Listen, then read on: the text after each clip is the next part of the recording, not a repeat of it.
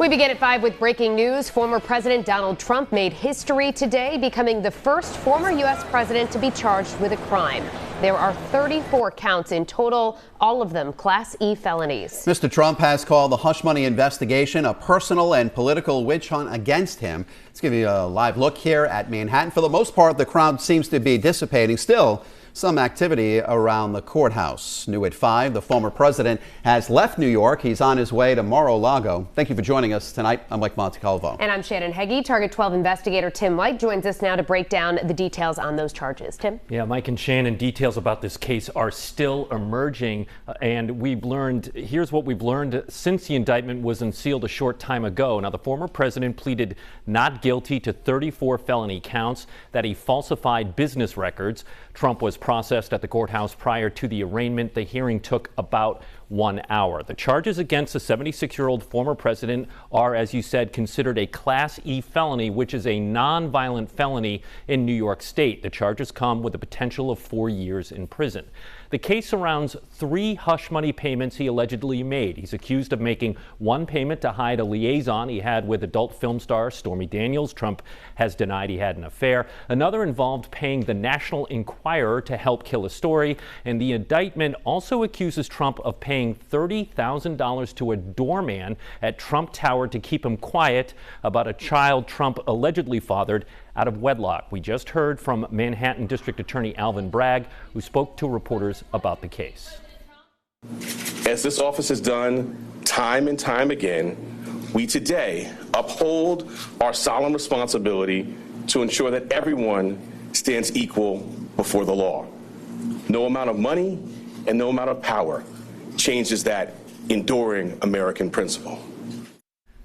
Now, Trump was released after the hearing. He did not make any comments when he arrived or left the courthouse, but we are expecting to hear from him later tonight in Florida. Now, Tim, you've covered a lot of criminal cases. What can we expect in the coming months with this? Well, I think we should expect that Trump's attorneys are going to try and get this case dismissed. Trump's attorneys will likely file what's called a motion to toss the indictment. They may also file a motion to change the venue to another jurisdiction in an effort to get a more favorable jury. Defense attorneys also commonly try to get evidence tossed from a case leading up to a trial. And speaking of that, the DA will start handing over copies of the evidence they have gathered in their investigation, whether it supports the criminal charges or what is known as exculpatory evidence. In other words, evidence that would be beneficial to Trump's defense.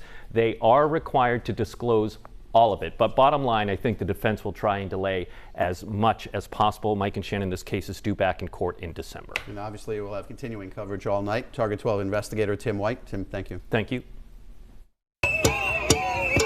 Trump 2024.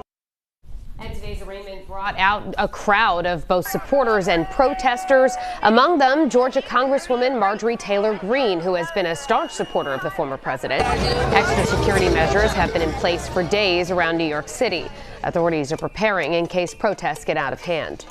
And please stay with 12 News as we continue tracking today's historic arrest. Coming up new at 5:30, Ted Nesi gives us a summary of the other cases against the former president. And then new at 6, why the judge in this latest case did not issue a gag order. And right now on our website, we have a timeline of today's events and more details about the charges. We begin at 5:30 with breaking news on the arraignment of former President Donald Trump. He's currently on his way back home to Florida after being processed and arraigned. Thank you for joining us. I'm Mike Montecalvo. And I'm Kim Clooney, and the former president is facing 34 felony charges. The 16-page indictment was released today, and court documents allege Mr. Trump orchestrated a scheme to ultimately stop negative stories about him from being published ahead of the 2016 presidential election by making a series of payments. He's accused of falsifying business records, but not making those payments. But this is not the only legal peril Trump finds himself in right now. 12 News politics editor Ted Nesi joins us live in studio to break down what else to watch out for. Ted?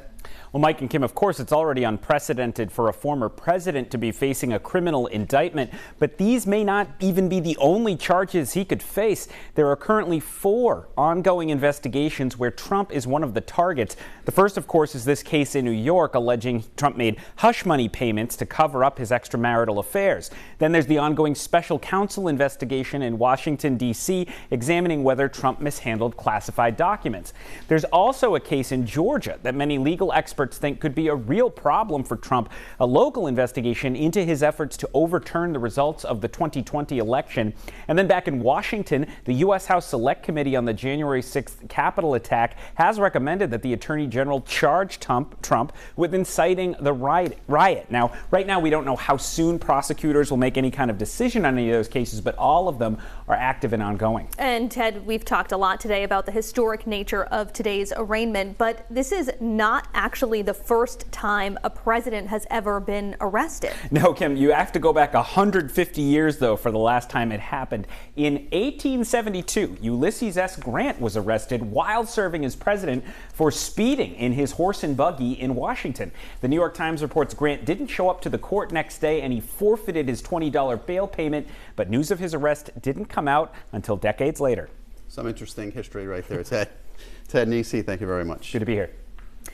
And please stay with 12 News for continuing coverage of the historic arraignment. New at 6 tonight, why the judge did not issue a gag order in this case. And right now on our website, we got a full timeline of all of the events leading up to today. That and more on WPRI.com.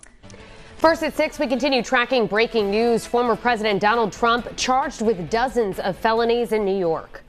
This is a live look now at Palm Beach Airport in Florida, where Trump's plane is expected to land in the next hour or so. He took off from LaGuardia Airport in New York just after 4 o'clock this afternoon, following his historic court appearance this afternoon. And the former president is expected to talk tonight at Mar-a-Lago since he is not under a gag order. Target 12 investigator Tim White joins us live in studio to break down the charges and what he's learned from the unsealed indictment. Tim? Yeah, Mike and Shannon, let's take a look about what we know about the indictment against the former president. He is charged with 34 felony counts. Trump pleaded not guilty to the charges during an hour-long hearing. The case involves alleged hush money payments. The charges come with up to 4 years in prison. Information about the case from the Manhattan District Attorney's Office is still coming out, including a remarkable detail in which Trump is accused of making a $30,000 payment to a doorman at Trump Tower who allegedly had knowledge that Trump fathered a child out of wedlock. Another payment includes money to hide a liaison he had with adult film star Stormy Daniels, an affair Trump has denied. The upshot is prosecutors say Trump conspired to illegally influence the 2016 elections by lying about these alleged payments.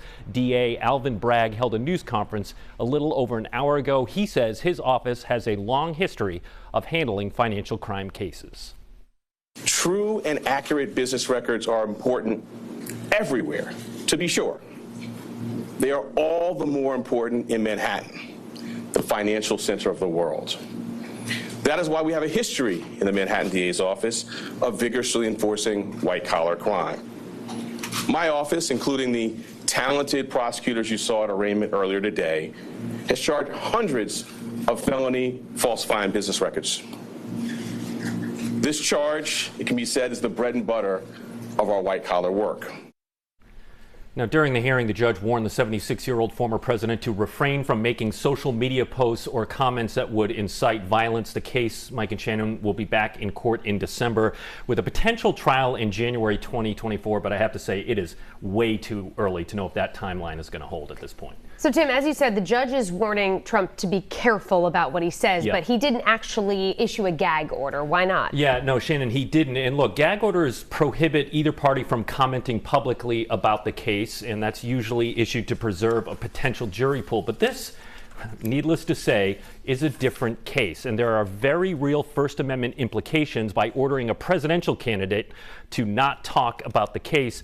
And it would also, we have to say, be pretty hard to enforce, but the judge could always change his mind down the road on this one. A lot going on in this case. Yes, for sure. Target 12 investigator Tim White. Tim, thank you. Thank you. And 12 News will have continuing coverage of the arraignment of Donald Trump at 6:30 on Fox Providence, tonight at 10 and 11, and on WPRI.com.